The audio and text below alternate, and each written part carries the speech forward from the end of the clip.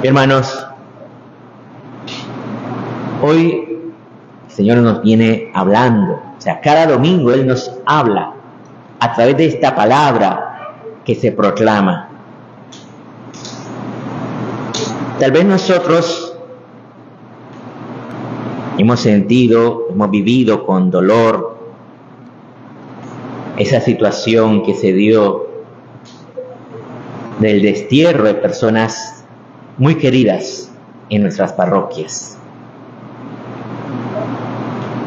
Pero hoy, fíjense qué interesante esta palabra, que hoy dice que todos nosotros estamos viviendo en este mundo como desterrados. ¿Por qué? Porque nuestra verdadera patria es el cielo. No es aquí, no es Nicaragua, no es Costa Rica, no es Italia, España, Estados Unidos. No, nuestra patria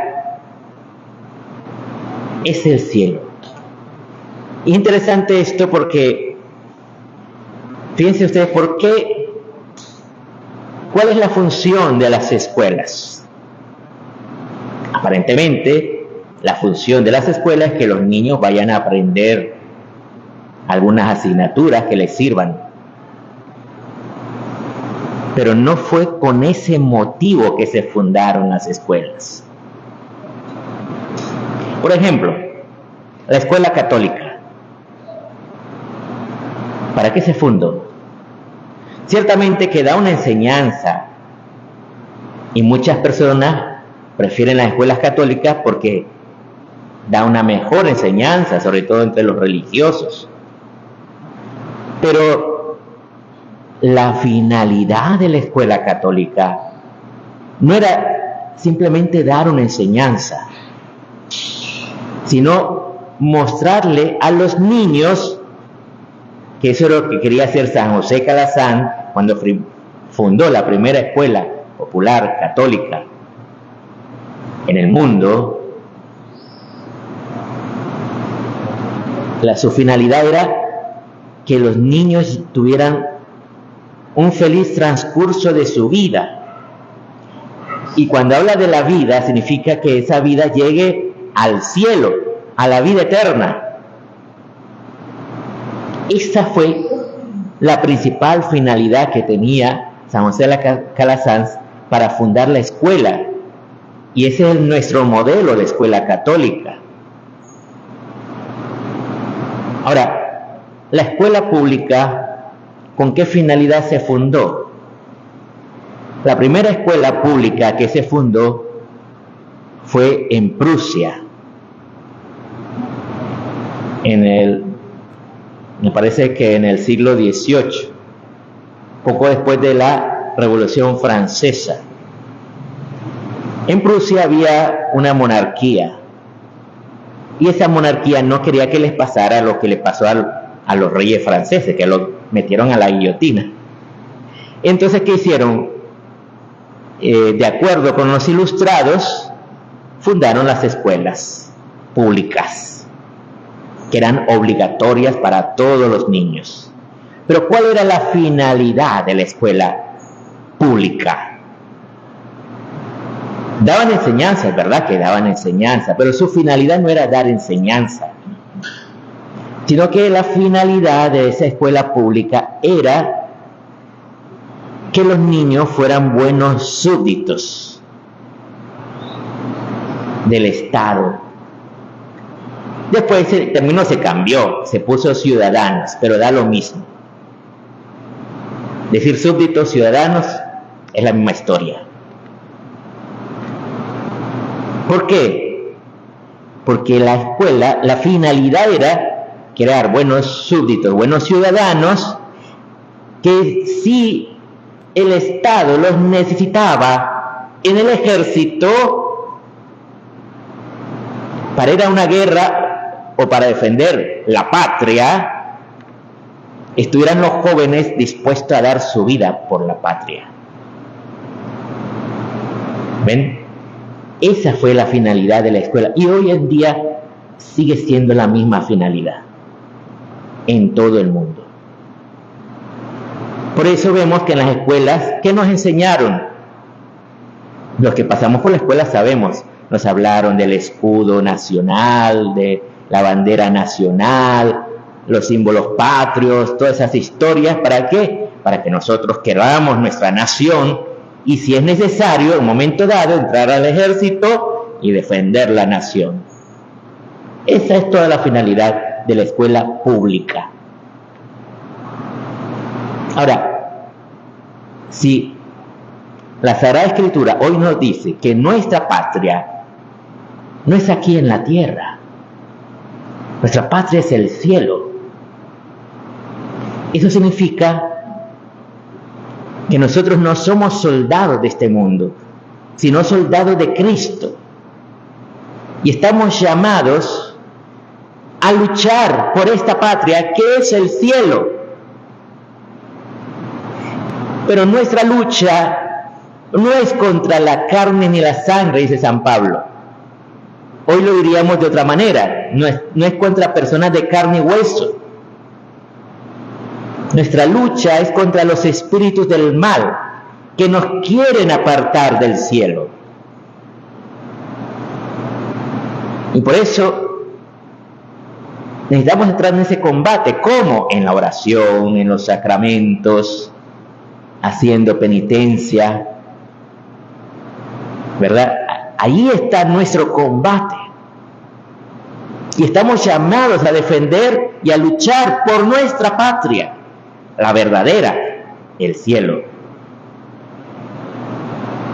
Eso es el primer punto. El segundo punto que nos habla hoy es de esta semilla que siembra el campesino, lo echa en tierra y después se va a dormir. Y la semilla ella solita crece. Lo único que hacen los campesinos es que cuando ven brotar las plantitas que ellos esperaban que brotaran, si ven que hay maleza, pues quitan la maleza, si necesita abono, le echan abono y ya está. No tienen que hacer mucho por eso, porque la plantita ella solita va creciendo. Entonces,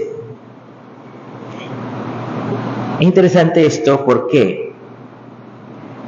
Porque esto nos muestra lo que se hace al anunciar a Jesucristo. Por ejemplo, cuando viene un sacerdote a una parroquia y anuncia a Jesucristo, y después lo quitan, se lo llevan a otro lado,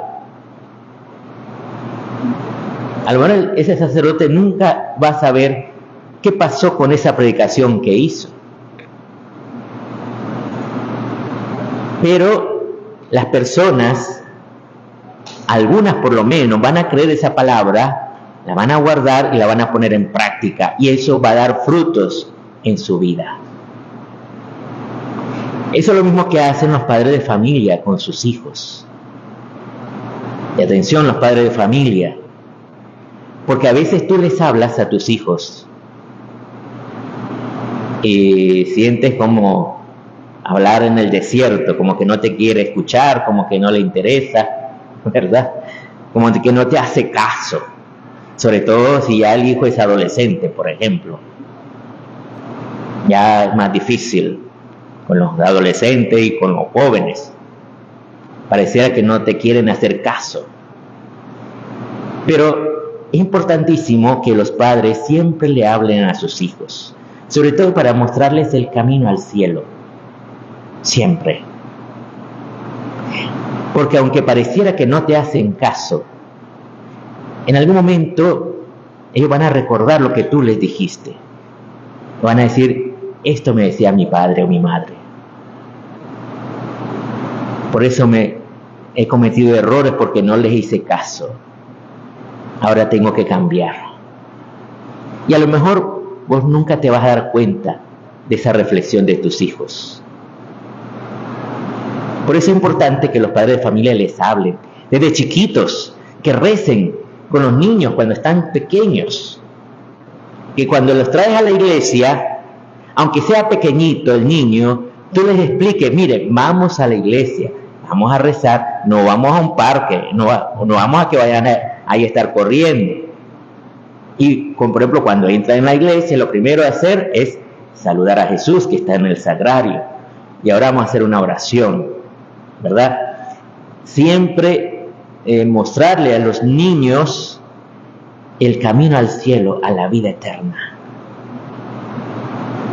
Y aunque después tú nunca te des cuenta si eso hizo fruto o no hizo fruto, Dios hace su obra. Dios hace su obra. Esto es la segunda. Y la tercera palabra que nos da hoy es este grano de mostaza. Interesante, porque dice que el grano de mostaza es una semilla muy pequeña, pero cuando crece se convierte en un arbusto que hace unas ramas grandes. O sea, crece más grande que las hortalizas. Las hortalizas crecen poquito, casi nada de la tierra. Pero el arbusto crece y echa unas ramas. No es árbol, pero crece bastante como arbusto. Entonces, dice aquí la palabra que llegan los pájaros y anidan en el arbusto. Y saben ustedes que, por ejemplo, los pájaros, si cualquiera de nosotros se acerca a un pájaro, ¿qué hace el pájaro? No va a esperar que tú lo cojas porque no quiere que lo hagan sopa, sino que sale volando lo más rápido que puede. Y este es un simbolismo. Este arbusto es la comunidad cristiana. Dios, dentro de la iglesia, suscita comunidades cristianas. En la antigüedad, a los inicios, en la iglesia primitiva, estaban las primeras comunidades que nacieron en las casas. Y entonces la gente se reunía en la casa y rezaban juntos en la casa de alguna persona que tenía una casa amplia. Después surgieron los monjes. Ellos también formaron comunidad.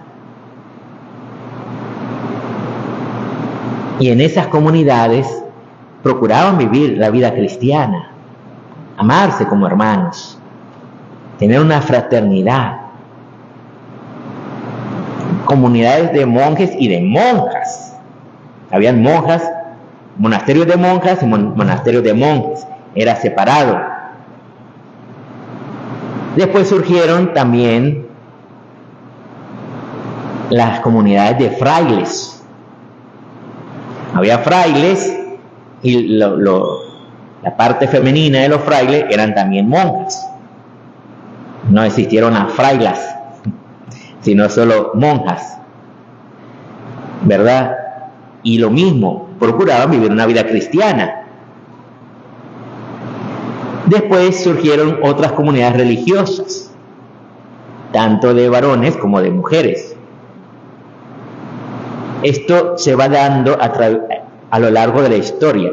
En el siglo XX surgieron entonces comunidades laicales. ¿Qué significa? Que no eran dirigidos por religiosos, sino por laicos, o sea, personas que vivían en su casa y después iban a la iglesia y predicaban con el permiso del sacerdote y de los obispos. Entonces formaban comunidades que hoy tenemos aquí, por ejemplo, en la parroquia, las comunidades neocatecumenales, comunidades carismáticas. Y son fruto del Espíritu Santo, que las ha hecho suscitar dentro de la iglesia. ¿Cuál es la función de una comunidad? En la comunidad, las personas son formadas en la fe. Pero también las personas se van conociendo entre sí. De tal manera que dentro de la comunidad tú vas conociendo que tal persona tuvo un problema en su casa, que a lo mejor cayó en cierto pecado, no por chisme, sino porque la misma persona dice, miren, me está pasando esto, recen por mí. Y entonces los hermanos rezan por esa persona, no le juzgan, no le dicen, bandidito, mira lo que estás haciendo. No. Más bien nos nos sentimos con empatía hacia esa persona, porque yo sé que si yo no caigo en esos pecados es porque Dios me ha cuidado. Y si yo juzgo a alguien, podría caer en esos pecados o peores. Entonces nos vamos cuidando unos a otros, rezamos unos por otros, y eso fortalece a la comunidad y van avanzando en un camino de conversión. Fíjense que eso es importantísimo, y eso es un simbolismo de esta pequeña semilla de mostaza que va creciendo y se convierte en un arbusto. Un arbusto, ¿qué significa? No es un árbol frondoso, ante los ojos del mundo, no es una gran corporación que gane tanto dinero ni nada de eso. Un pequeño arbusto. Pero llegan los pájaros, dice. ¿Cuáles son estos pájaros? Los pájaros es un simbolismo de aquellos que están alejados de la iglesia, que a lo mejor están en tu familia, personas que tú en algún momento has querido hablarles de Dios. Dice, no, yo no quiero nada, les da alergia que le hablen de Dios. No me estés hablando de eso, hablemos otras cosas. Hablemos de tu familia, cómo estás vos, tu trabajo. No, yo no quiero hablar de cosas de Dios.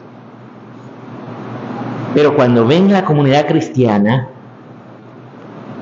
y en algún momento a lo mejor tienen un sufrimiento, un dolor, algo que les hace sentir mal, y entonces se acercan a la comunidad, a alguien de la comunidad, y le dicen, por favor, tú estás en una comunidad, reza por mí. Estás en una comunidad, mira, estoy pasando esta situación, ¿tú qué piensas? ¿Tú qué opinas? Ya que estás en una comunidad, dime, ¿qué puedo hacer? Y finalmente, dicen, los pájaros anidan en el arbusto, en las ramas. Eso es precioso porque, ¿qué significa? Que el pájaro ya no se aleja más, se queda dentro. Es más, forma familia y tiene sus crías ahí. Eso es cuando alguien se ha alejado de la iglesia, después entra, se casan por la iglesia, tienen hijos, y es hermoso. Y después esos hijos son educados en la fe dentro de la comunidad cristiana. Por eso, hermanos, que nos animemos a formar parte de una comunidad. La parroquia está llamada a ser comunidad de comunidades. La parroquia en sí no es una comunidad, pero hay varias comunidades dentro de la parroquia. Y allí se van dando esos frutos, donde llegan esos pájaros y anidan dentro de las comunidades. Como les decía, aquí tenemos las comunidades neocatecumenales, la renovación carismática. Son obras del Espíritu Santo. Yo les invito, cuando hagamos catequesis, cuando hagamos seminario de la vida en el Espíritu, acerquémonos, escuchemos, dejemos que sea Dios que nos hable a través de su palabra. Ahora vamos a continuar la celebración alabando, bendiciendo a Dios, dándole gracias por su bondad y su misericordia.